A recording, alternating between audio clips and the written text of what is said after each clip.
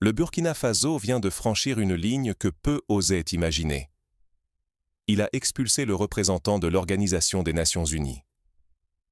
S'agit-il d'un acte de bravoure ou d'un saut dans l'inconnu porteur de dangers mortels? Imaginez un petit pays africain, avec tout juste 20 milliards de dollars de produits intérieurs bruts, défiant la plus puissante institution mondiale. Même certains géants n'auraient pas pris ce risque. Pourtant, le président Ibrahim Traoré, d'un geste sec, a ordonné l'expulsion du chef onusien, bouleversant l'équilibre diplomatique en une seule journée. Le choc a parcouru la planète. Dans les capitales occidentales, incrédulité et inquiétude dominent. En Afrique de l'Ouest, l'agitation monte d'un cran. À Ouagadougou, des foules en liesse saluent la décision, brandissant la fierté nationale comme une arme. Pour eux, dire non à l'ingérence étrangère, c'est reprendre le contrôle de leur destin. Mais sous cette vague de ferveur, une angoisse sourde se répand. Le courage suffira-t-il face aux conséquences titanesques? Déjà, la communauté internationale serre les rangs. L'aide internationale, cruciale pour l'économie, pourrait disparaître du jour au lendemain. Les menaces de sanctions planent, et l'isolement diplomatique n'est plus une crainte abstraite, mais une réalité imminente. Est-ce l'aube d'un nouvel espoir pour l'Afrique, prête à défier l'Occident et ses règles? Ou bien le début d'une longue épreuve, où l'orgueil national coûtera plus cher que prévu? Ce moment dépasse le simple conflit entre un État et l'Organisation des Nations Unies. Il s'agit de la capacité d'un pays réputé, faible, à revendiquer sa souveraineté, quitte à risquer l'avenir de tout un peuple. Dans ce monde où les rapports de force évoluent, la dignité nationale peut-elle vraiment peser plus lourd que les milliards de dollars d'aide étrangère et la promesse de stabilité? Pour saisir les origines de ce séisme diplomatique, il faut revenir aux premières tensions qui ont mené à cette rupture historique. Comment le Burkina Faso en est-il arrivé là? Tout commence bien avant la décision choc, dans les failles du système international et les frustrations d'un peuple en quête de respect. Un document de trop. Comment un simple rapport a fait basculer le destin d'un pays. Lorsque l'Organisation des Nations Unies a rendu public son texte, nul n'aurait imaginé que le Burkina Faso réagirait par l'un des gestes diplomatiques les plus rares et radicaux de son histoire. Mais ce rapport, assimilant l'armée burkinabé à des groupes terroristes, a frappé comme une gifle, ressenti à Ouagadougou non comme une critique, mais comme une humiliation nationale. Pour l'État et les forces armées, ce n'était pas qu'une simple tâche sur une liste internationale. C'était l'effacement de leur honneur, la négation de leur sacrifice dans une guerre sans pitié contre la violence et l'insécurité. La blessure était profonde, car ce jugement risquait d'entraîner des conséquences immédiates et concrètes, menaces sur l'aide extérieure, sur les investissements et surtout sur la légitimité du pouvoir en place. Dans un pays dépendant massivement des appuis extérieurs, perdre ne serait-ce qu'une fraction de cette aide pouvait signifier plusieurs centaines de millions de francs CFA en moins, plongeant des milliers de familles dans la précarité. Mais plus grave encore, certains voyaient dans ce rapport une bataille silencieuse pour le contrôle du récit national, qui décide des héros, qui désigne les coupables. La réaction populaire fut immédiate. À Ouagadougou, des milliers de citoyens sont descendus dans la rue, scandant des slogans de souveraineté. La dignité n'a pas de prix. Ne touchez pas à notre armée. Jeunes, anciens combattants, commerçants, tous affichaient une unité rare autour d'un message. Le Burkina Faso doit écrire sa propre histoire, quoi qu'il en coûte. Sur les réseaux sociaux, l'onde de choc a traversé les frontières, ravivant partout le débat sur la place de l'Afrique dans le système international. Face à cette mobilisation, le gouvernement a tranché, déclaré persona non grata le principal représentant de l'Organisation des Nations Unies. Employer un tel outil diplomatique, c'est brandir l'arme la plus puissante sans rompre officiellement les liens, mais en envoyant un signal limpide. La souveraineté n'est pas négociable, même devant les institutions les plus influentes de la planète. Ce geste, audacieux et risqué, place le pays à la croisée des chemins. Le Burkina Faso prend le risque d'une rupture totale avec la communauté internationale, mais saisit aussi l'opportunité de ressouder la nation autour d'un idéal, la dignité retrouvée. Pour la première fois depuis des années, une petite nation imposait ses propres termes à l'ordre mondial, même si cela signifie en payer le prix fort. Mais cette décision radicale n'a pas seulement des répercussions à l'intérieur du pays. À l'étranger, la stupeur et l'inquiétude s'installent. Que va-t-il se passer pour le Burkina Faso, désormais seul face à ses choix? Quand la fierté nationale se heurte à la dure réalité. Le pays s'est réveillé dans une tension électrique au lendemain de l'expulsion du représentant onusien. Sur les chaînes d'information, l'orgueil côtoie l'inquiétude. Le monde observe, suspendu, cette rupture sans précédent initiée par le Burkina Faso. Mais derrière les drapeaux brandis, une question lancinante s'impose. Jusqu'où peut-on payer le prix de la souveraineté? Dans les hôpitaux, la rumeur d'une suspension de l'aide internationale se transforme en angoisse concrète.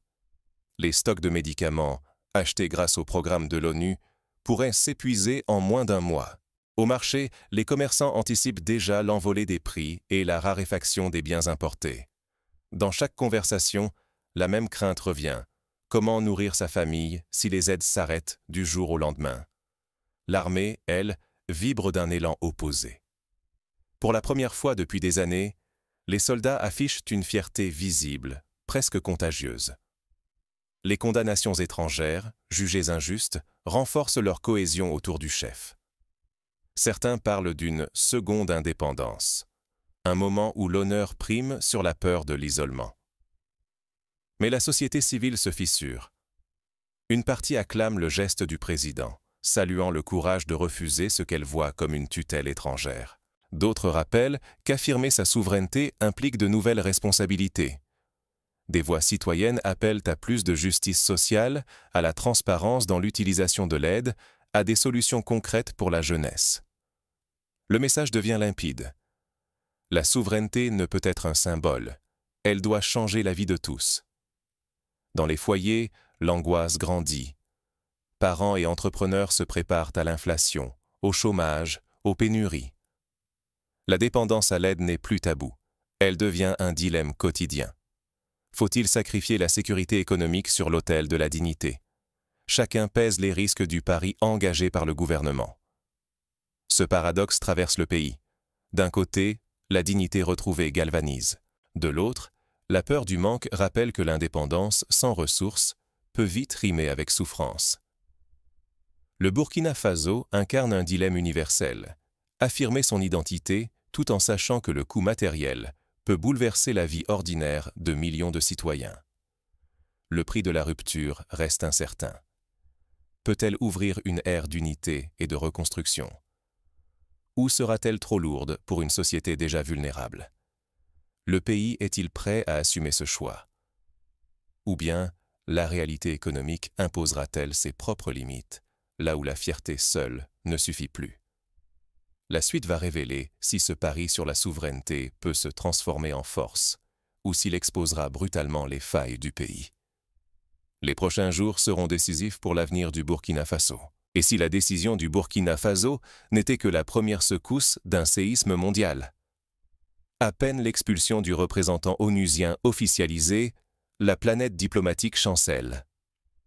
L'équilibre d'un ordre international que l'on croyait inébranlable se fissure, mis à mal par la détermination d'un État longtemps jugé insignifiant. Au siège de l'Organisation des Nations Unies, l'embarras est palpable. Les principes de souveraineté et de dialogue, piliers fondateurs, sont soudain confrontés à une contestation frontale. Les diplomates hésitent. Faut-il punir, négocier ou attendre en silence? Cette expulsion interroge l'autorité même de l'organisation censée incarner la légitimité mondiale. Si un seul pays peut défier l'Organisation des Nations Unies, tout l'ordre construit depuis la Seconde Guerre mondiale vacille-t-il? À Washington, l'inquiétude monte. Les conseillers de la Maison-Blanche redoutent un effet domino. D'autres nations fragiles pourraient suivre la voie burkinabé, sapant l'influence occidentale dans des régions stratégiques. À Bruxelles, on s'alarme d'un basculement géopolitique. La rupture avec l'Organisation des Nations Unies offre à Moscou et à Pékin l'opportunité de renforcer leur présence, notamment en Afrique. À Paris, l'indignation est à son comble. L'initiative burkinabé est vécue comme une gifle, adressée au rôle historique de la France sur le continent africain. Les éditorialistes dénoncent un affront, tandis que les chancelleries mesurent l'ampleur de cette rupture. À Moscou, on jubile. Des émissaires russes multiplient les gestes d'ouverture, prêts à fournir une alternative diplomatique et sécuritaire. Pékin, fidèle à sa discrétion, observe en silence, attendant le moment favorable pour avancer ses intérêts économiques sans s'exposer. Sur le continent africain, le débat se déchaîne. Cette crise réactive une vieille idée jamais réalisée: bâtir des institutions de médiation, de contrôle et de sécurité purement africaines, affranchies des tutelles extérieures. Universitaires, journalistes et internautes s'enflamment. L'Afrique peut-elle garantir seule sa paix et sa justice, ou restera-t-elle prisonnière d'un système international qui la marginalise? Les marchés financiers n'ont pas tardé à réagir. L'incertitude propulse la valeur de l'or, valeur refuge ancestrale en temps de crise. Déjà, des spéculateurs s'interrogent. Qui seront désormais les partenaires économiques du Burkina Faso? Ce choc pourrait ouvrir la voie à des alliances inédites, renforçant la coopération sud-sud et marginalisant les circuits de financement traditionnels. Au-delà de l'Afrique, la résonance traverse l'Atlantique, le Moyen-Orient et l'Asie du Sud. À Caracas, Téhéran ou New Delhi, certains gouvernements observent avec intérêt. Un précédent est posé. Si le Burkina Faso ose briser les règles du jeu, pourquoi d'autres États ne pourraient-ils pas, à leur tour, réclamer une voix autonome sur la scène mondiale? Le pari du Burkina Faso est immense. En défiant l'Occident et ses institutions, le pays risque de perdre des soutiens financiers et diplomatiques cruciaux. Mais il pourrait aussi imposer un leadership moral et ouvrir la voie à de nouveaux modèles de coopération entre pays du Sud. Une indépendance dont le prix, économique, politique, humain, reste incertain, mais qui redessine déjà les équilibres planétaires. L'écho de cette décision résonne dans chaque capitale. Mais le Burkina Faso, isolé, est-il prêt à affronter seul la tempête qu'il a déclenchée? Résister, oui. Mais à quel prix et avec quelles armes pour ne pas sombrer? Au lendemain de l'expulsion du principal représentant onusien, le Burkina Faso fait face à une tempête sans précédent. La rupture, loin de n'être qu'un acte de bravade, plonge le pays dans une zone grise. L'aide humanitaire, dont dépendent des dizaines de milliers de familles, est suspendue. Les écoles ferment, les hôpitaux manquent de médicaments, les villages se vident peu à peu. Chaque jour devient une épreuve de survie et d'imagination. Pourtant, la société burkinabé refuse la résignation. La diaspora, forte de plusieurs centaines de milliers de membres répartis entre l'Afrique et l'Europe, s'organise. Des transferts d'argent, des colis de matériel médical, des idées d'innovation circulent. Les églises, les mosquées et les associations locales multiplient les gestes de solidarité. Maraudes alimentaires, hébergement des déplacés, soutien psychologique. La société civile, stimulée par l'urgence, invente des solutions pour pallier les carences de l'État et maintenir l'accès à la santé, l'éducation, la sécurité alimentaire. Face au risque d'isolement, certains rêvent d'un modèle africain inédit. Ils plaident pour des alliances régionales, accords avec les voisins, mutualisation des ressources minières et agricoles, création de fonds de solidarité pour financer l'autonomie énergétique ou la lutte contre le terrorisme. L'idée d'un marché commun, où la souveraineté ne rime plus avec solitude, prend forme. Sortir de la dépendance devient un projet collectif, mais aussi un pari risqué. Cette renaissance exige toutefois un débat de fond sur la discipline du pouvoir. Comment éviter que la souveraineté ne se transforme en autoritarisme? Les voix s'élèvent pour réclamer plus de transparence, une gestion éthique des ressources, des dirigeants exemplaires. Car dans une nation qui veut écrire son destin, la responsabilité ne repose plus sur un seul homme. Elle devient une exigence partagée. Il ne suffit plus de proclamer la souveraineté. Il faut l'incarner au quotidien, dans chaque compromis, chaque décision, chaque effort commun. Le Burkina Faso est-il en train de s'enfoncer dans la crise ou de devenir le laboratoire d'une nouvelle résilience africaine? Le pari est immense, Si cette rupture ne mène pas à des réformes tangibles, l'isolement pourrait virer au naufrage. Mais si le pays parvient à transformer la crise en énergie collective, il pourrait ouvrir la voie à une souveraineté réinventée, où la dignité se conjugue avec responsabilité et progrès. La suite va révéler si cette tension entre isolement et renouveau peut tenir dans la durée. Un dernier acte s'ouvre, où chaque choix comptera davantage que jamais. L'histoire ne se contente pas d'attendre. Elle exige que nous prenions la plume. Le geste du Burkina Faso, minuscule sur la carte mais gigantesque dans sa portée, a défié la logique des relations internationales. Un État dont le produit intérieur brut dépasse à peine 21 milliards de dollars a osé tenir tête à l'Organisation des Nations Unies, ce symbole d'ordre et d'équilibre global. Derrière l'expulsion, il ne s'agit pas seulement d'une dispute administrative, mais bien du refus farouche d'une nation de se voir imposer son destin depuis l'extérieur. Le Burkina Faso a choisi de dire non, de rompre avec une dépendance qui, même travestie en aide, finit toujours par museler les voix locales. Ce choix, aussi audacieux que risqué, pose la question redoutée par toutes les puissances. Jusqu'où doit-on aller pour défendre sa souveraineté, et à quel coût? Ce qui se joue dépasse largement le sort d'un pays enclavé. C'est la définition du pouvoir au XXIe siècle qui vacille. Peut-on réellement parler d'égalité entre États si la dignité nationale s'achète au prix de millions de dollars en moins et de l'ombre d'un isolement total? Ou bien ce refus d'obéir inaugure-t-il une ère nouvelle, où la force du récit, la capacité de dire non, deviennent des armes face aux géants? Le Burkina Faso, en défiant l'ONU, n'a pas simplement claqué une porte. Il a lancé un défi aux nations considérées comme périphériques. Qui écrira votre histoire, si ce n'est vous-même? Mais cette décision historique fait naître des craintes légitimes. Une économie fragile, déjà fragilisée, peut-elle survivre à la chute de l'aide internationale, au départ des investisseurs, à la solitude diplomatique? Personne n'est véritablement à l'abri.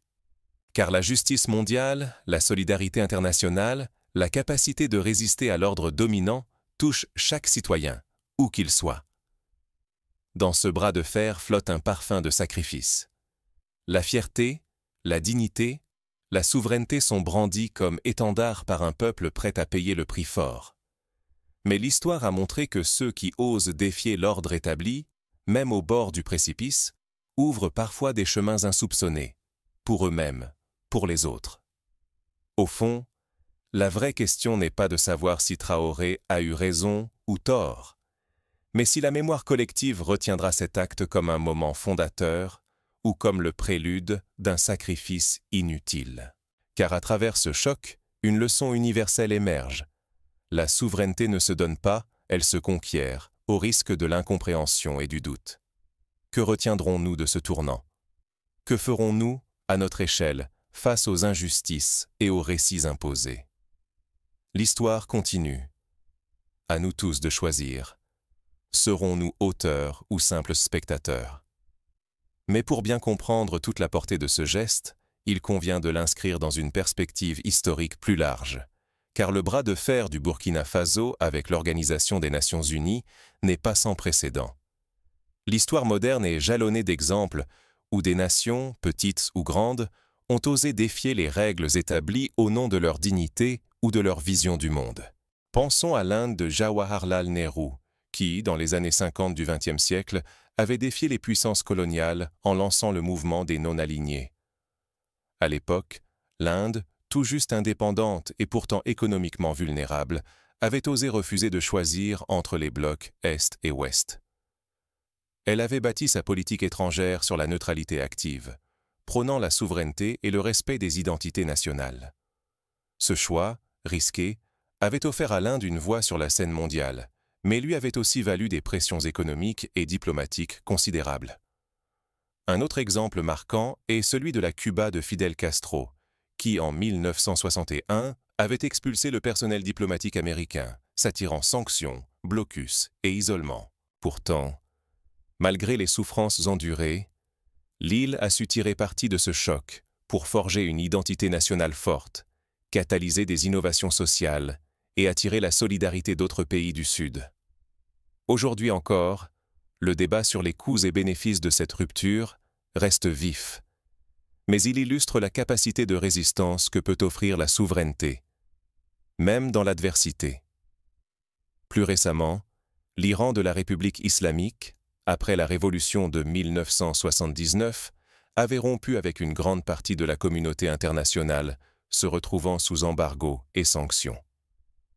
Pourtant, malgré l'asphyxie économique, le pays a développé une économie de résistance misant sur l'autosuffisance et l'innovation, tout en souffrant de graves pénuries et d'un lourd prix humain. Ce cas souligne la résilience dont peuvent faire preuve certains États, mais aussi les limites de l'isolement lorsque les ressources internes ne suffisent plus à garantir le bien-être de la population.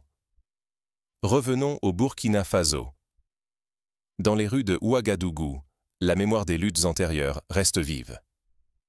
Les plus âgés se souviennent de Thomas Sankara, ce président charismatique des années 80 qui avait déjà tenté de rompre la dépendance à l'aide étrangère. Sous sa houlette, le pays avait lancé la campagne « Consommons burkinabé », investi dans l'éducation et la santé, tout en dénonçant le néocolonialisme devant les tribunes internationales. Le rêve d'autonomie n'est donc pas nouveau, mais il s'est heurté à l'époque à des résistances internes et externes féroces, menant à l'assassinat du dirigeant et au retour à un système plus conventionnel. Aujourd'hui, le geste d'Ibrahim Traoré s'inscrit dans cette lignée d'affirmation nationale, mais dans un contexte mondial plus complexe. La mondialisation a accentué les interdépendances, rendant tout isolement plus coûteux et risqué. Alors, comment le Burkina Faso peut-il éviter les pièges qui ont englouti d'autres avant lui? Première étape, la diversification des partenariats. Il ne s'agit pas de tourner le dos à toute coopération, mais de rechercher des alliances alternatives, notamment avec des pays émergents, des organisations régionales et des partenaires non traditionnels. Le Burkina Faso pourrait, par exemple, intensifier ses échanges avec la communauté économique des États de l'Afrique de l'Ouest, développer des liens avec des puissances comme l'Inde ou le Brésil, ou encore se tourner vers les marchés asiatiques pour diversifier ses exportations agricoles et minières. Deuxième étape, l'investissement dans l'autosuffisance. Comme l'a montré l'exemple de la crise alimentaire de 2008, les pays qui ont développé une agriculture vivrière robuste ont mieux résisté aux chocs extérieurs. Pour le Burkina Faso, cela pourrait passer par la relance de l'irrigation, la valorisation des cultures locales comme le mil, le sorgho ou le fonio, et la modernisation des chaînes de transformation. Cette démarche exige une mobilisation de la jeunesse, la formation technique et l'accès au microcrédit pour les petits producteurs. Troisième étape, la mobilisation de la diaspora. Les Burkinabés vivant à l'étranger, estimés à près de 2 millions, constituent une force vive non négligeable. Par des transferts de fonds, le soutien à des projets locaux ou la création de réseaux d'affaires, ils peuvent compenser en partie la perte de financements internationaux.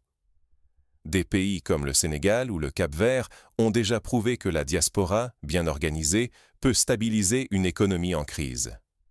Quatrième étape, la transparence et la gouvernance. L'un des dangers de l'isolement est la tentation du repli autoritaire.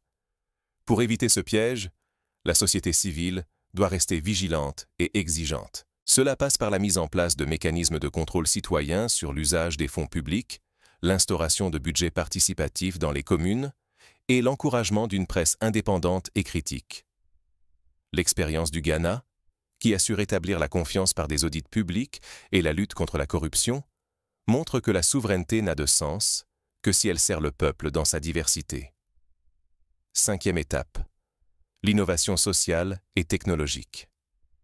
Les crises sont souvent des moteurs de créativité. Faute de ressources, le Burkina Faso pourrait s'inspirer des startups africaines qui développent des solutions à bas coût pour l'accès à l'eau, à l'électricité ou à l'éducation. L'exemple du Rwanda, qui a massivement investi dans le numérique après la guerre, prouve qu'il est possible de transformer une fragilité en tremplin pour le développement. Enfin, la construction d'une mémoire collective et d'un récit national inclusif.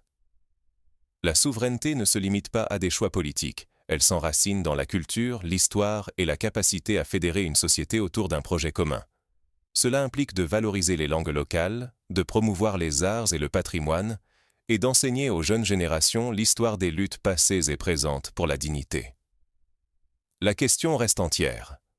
Le Burkina Faso peut-il réussir là où tant d'autres ont échoué? La route sera longue, semée d'embûches, mais également d'opportunités. Si le pays parvient à tirer les leçons du passé, à refuser les pièges du repli ou de l'orgueil stérile, il pourrait poser les bases d'un modèle inédit pour l'Afrique, et au-delà. Car l'histoire n'est pas linéaire. Elle est faite de ruptures, de recommencements, d'audace récompensée ou sanctionnée. Le geste de Traoré, qu'on l'admire ou qu'on le redoute, restera un jalon dans la marche de l'Afrique vers une souveraineté assumée et responsable. À chaque citoyen, à chaque dirigeant, à chaque continent désormais de répondre à l'écho de cette rupture. Voulons-nous des nations libres mais seules, ou des peuples maîtres de leur destin, capables de dialoguer d'égal à égal sur la scène mondiale? Ce choix, immense, appartient à chacun d'entre nous. Le rideau tombe, mais la question demeure. Et c'est à l'histoire d'y répondre, avec la voix de ceux qui osent écrire la suite.